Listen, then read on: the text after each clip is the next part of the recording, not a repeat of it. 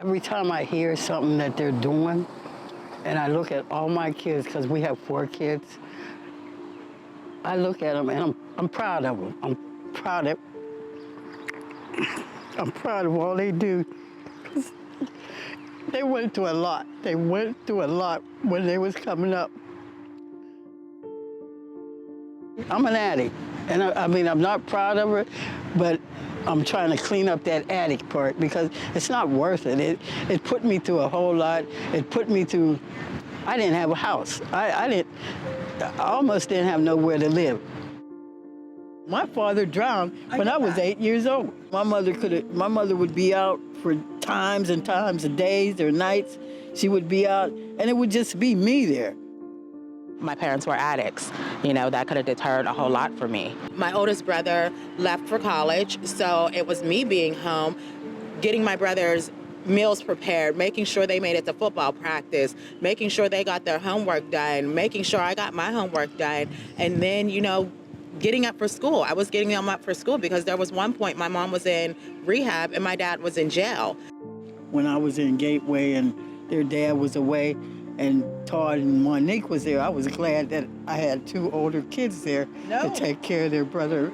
You were glad, but that's not fair to a kid. But as being the oldest child, as I was, when my mother wasn't around, I took care of my 2 younger sisters. I don't feel like there's anything wrong with having that sibling bond because I'm extremely close with my brothers, but I was not meant to be their parents. You know what I mean? And that's never okay. Yes, I was 20 years old in college with a baby, but there were things that, you know, now I had to apologize to her because I was holding on to so much of my own trauma in childhood that I put it on my daughter. From a single family home, low income, whatever, it's food stamps, blah, blah, blah, whatever, you know.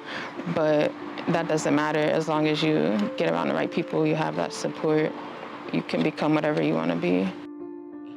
But I had so many people that stood up. I had friends that surrounded me, and I just said it wasn't going to be for my daughter. And I want kids to know that it doesn't matter where you grew up at. It doesn't matter how little or how much support you have. The Shea Foundation, which stands for Spreading Hope Amongst Youth. We have done the back to school drive. This is our 4th year. We've done what we call Harvest Bags of Love, named after LaTanya Frazier, where we provide full Thanksgiving meals for people to cook at home. Last year, before the back to school drive, we took a block shopping to get all their school supplies. So those kids got to pick out their book bags and all the supplies they needed. And one of those, you know, moments where God lets you know you did truly hear from him is a mom told me that was the first year that she was able to get her kids school supplies and clothes. Somebody out there that cares about you, and we just want to be those people. We don't need to personally know you to pour into you, but we do want to pour into as many youth as we possibly can. We want to pour into as many families as we can. We want to be a support for as many people as we can. Trauma and chaos is normalized, and it doesn't have to be that way. It shouldn't be that way. No, it shouldn't. So just having this conversation is one step to the process to say that. So I just want to say that we still love you. I know. And just because you're an addict or you struggle with addiction doesn't mean that you're not deserving of better and that you're not deserving of love. And that goes for everyone. It's the crack that gets the people.